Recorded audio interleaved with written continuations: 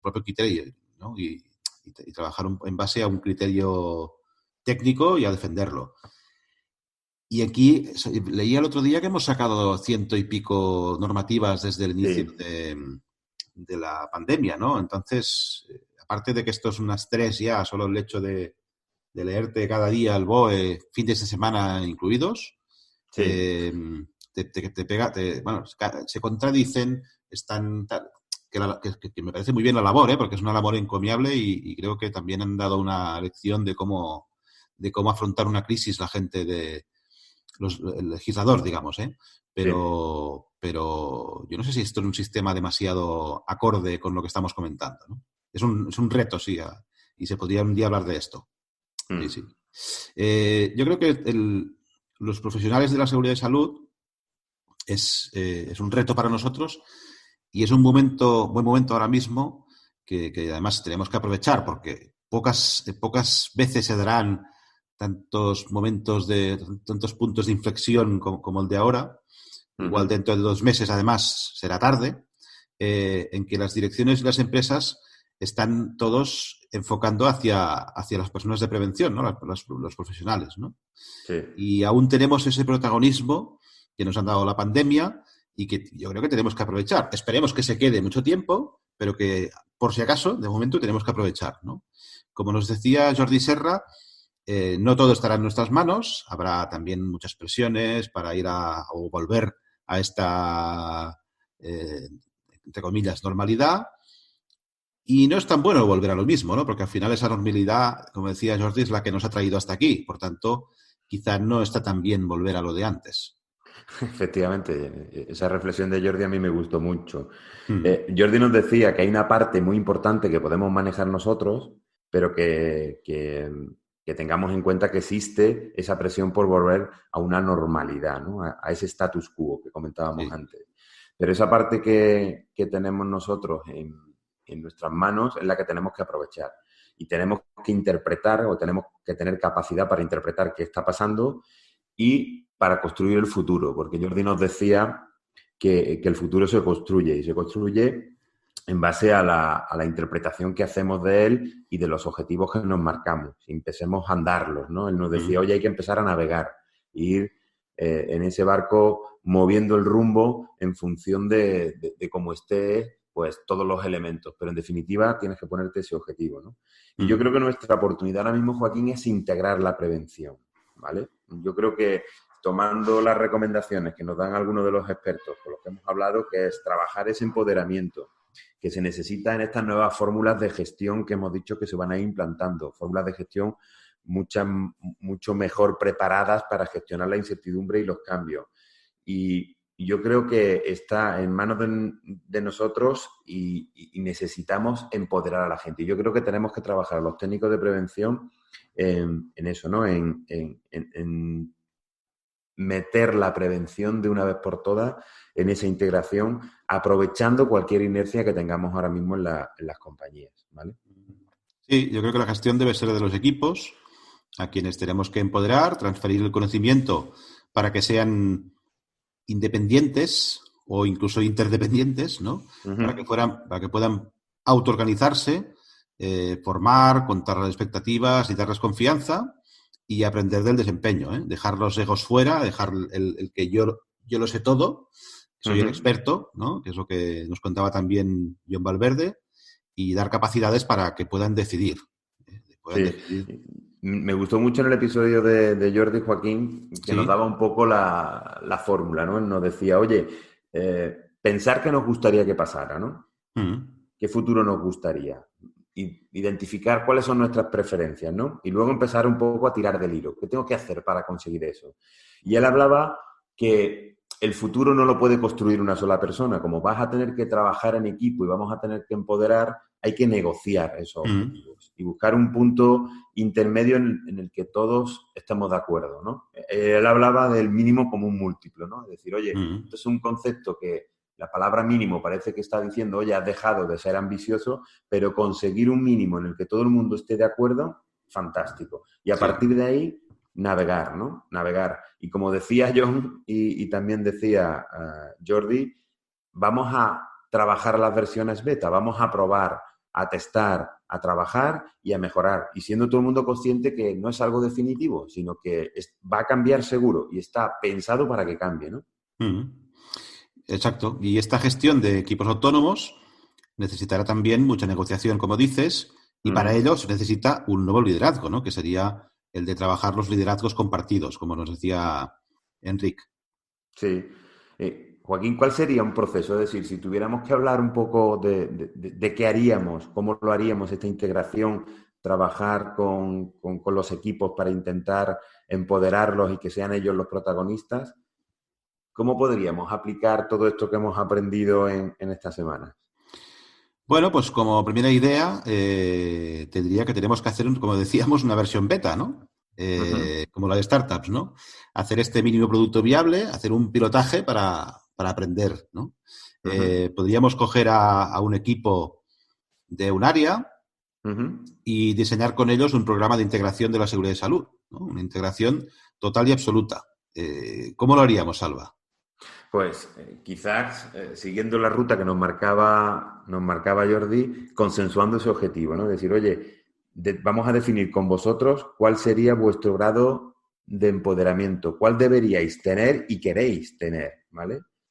Definir ese objetivo y analizar también con ellos, una vez definido el objetivo, cuáles son las necesidades. Oye, para llegar ahí, ¿qué necesitaríamos? Formación, algunos recursos, sistemas de gestión, no sé, una pizarra, por poner Sí, sí, sí. ejemplo lo sencillo. Oye, ¿qué vamos a necesitar, no? Sí, sí, sí. Y luego planificar, como dices, todas las necesidades y recursos y ir a la implantación, ¿no? Es decir, hacer todo esto que hemos dicho que necesitábamos, pues implantarlo, ¿no? Formar a la gente, dotarles de recursos, sistemas de gestión, el flujo de información, asignar tiempos, tareas, dejar tiempo también para hacer esto, porque también es muy importante, etcétera, etcétera, y un sistema de apoyo para cuando necesiten ayuda, ¿no? Sí. Dirección, etcétera, etcétera. Al final se trata un poco de trabajar la corresponsabilidad, ¿no? Y arrancar. Sí, arrancar sabiendo que nos vamos a equivocar y que lo que tenemos es que aprender de los errores, ¿vale? Como Sí, sí. decía Enrique Arola en su episodio, celebremos los errores, ¿no? Y eso es lo que está detrás de esa filosofía Agile Sí. que tú comentabas, ¿no? Que salgan pronto los errores, que afloren, por favor, contárnoslos y aprender para provocar cambio. Es decir, vamos a equivocarnos cuanto antes, porque cuanto antes nos equivoquemos y nos demos cuenta, menos costoso para todos será el error. Claro, claro. Antes podremos volver atrás otra vez para tomar otra senda que quizá pueda ser la correcta, ¿no? Como hacen las startups, ¿no? Tendremos que ir midiendo de forma constante, haciendo los cambios necesarios y retocando, cambiando y haciendo lo que hacen, ¿eh? Aprender de estas startups, ¿no? Hay un libro muy interesante de Eric Rice que precisamente se llama así. Modificamos la beta, la versión beta hasta depurarla y al final evaluar cómo avanzamos en esta integración ideal que dijimos, ¿no? Qué problemas tenemos Sí. y las ventajas y ir aprendiendo poco a poco, ¿no? Sí, y cuando ya tenemos la beta un poco depurada, como tú decías, pensar en trasladar la beta a otro departamento, ¿vale? No hemos equivocado posiblemente, pero tenemos que perder ese miedo al error. Y con todo lo que aprendamos, irnos en busca de otro departamento, habiendo introducido todo lo que hemos aprendido y con esa beta mucho más depurada y repetir el proceso, es decir, consensuar con ellos objetivos y ya un poco basándonos en decirle, oye, los compañeros de aquí al lado lo han hecho, ¿eh? Y se puede hacer. Y mirar, hemos tenido estos problemas, esto vino por aquí. Entonces, imagínate además que viene alguien del equipo a contarlo y a evangelizar, ¿no? Sí, sí. Creo que es un sistema que nos ha dado siempre mucho reparo a los técnicos de prevención, o por lo menos yo hablo por mí, en no tener todo el sistema preparado tal, y tenemos que ir un poco a esa metodología mucho más ágil en la que vamos a empoderar y vamos a trabajar con la gente y van a aprender mucho, ellos y nosotros. Sí. La semana próxima, por cierto, hablaremos de un caso real Sí. y nos adentraremos dentro de un caso que daremos también explicación y buena cuenta de ello, y para que la gente pueda aprender, y también les contaremos cómo se puede aplicar todo esto también, siguiendo las directrices que hizo Sidney Dekker, o que llevó a cabo Sidney Dekker en un experimento que realizó hace un par de años. ¿Vale? Muy bien. Todo esto, no obstante, porque, claro, por eso decimos del caso real, porque si no, esto parece que aquí, toreando de salón, sea muy fácil, ¿no? Pero no lo es, ¿eh? Pero sí que, lo que sí que es fácil, entre comillas, es empezar a hacerlo, ¿no? A experimentar, porque es la única forma de aprender, y es necesario, yo creo que tenemos que hacerlo, porque, como decimos siempre, pues es el momento de que tenemos que aprovechar, como decíamos antes, ¿no? Hay una cosa que también aprendimos con Enric, y es que los líderes serán gente más resiliente. No todo va a depender de nosotros. Hay un cambio de paradigma, ¿no? Este liderazgo adaptativo a la incertidumbre. Se trata de integrar lo que se conoce y lo que no se conoce. Sí, al final, esta forma de trabajar en la incertidumbre, en la beta y en saber que las cosas pueden fallar, pues necesitamos ser más resilientes y de saber que nos vamos a equivocar, que no va a pasar nada, pero que tenemos que seguir pensando y mejorando. Y que vamos a tener momentos malos. Como tú decías, así toreando de salón parece que es fácil, pero yo creo que la clave está en arrancar. Y ahora mismo creo que las organizaciones, Joaquín, hay un caldo de cultivo donde nos dejarían hacer cosas diferentes para intentar empoderar a la gente. Yo creo que la gente, las direcciones, los mandos se han dado cuenta que es algo necesario, que todo el mundo tenga recursos para responder en un momento determinado.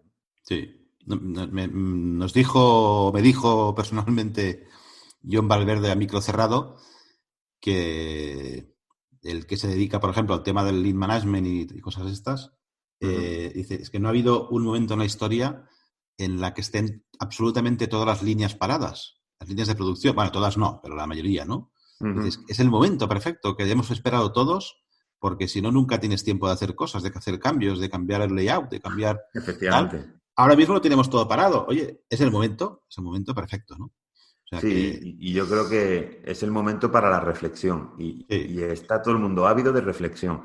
Sí. Me comentaba a mí una compañera, ¿vale? Hace unas semanas que hablaba con ella por teléfono. Bueno, Julia Díaz, la conocéis todos. Sí. Me comentaba que es un momento porque la dirección ahora mismo está pensando en esto. Y me decía Julia, dentro de 2 meses habrá aparecido otro problema relacionado con la producción, con el mercado, con los recursos, con lo que sea, y la dirección girará la vista y se centrará en ese problema.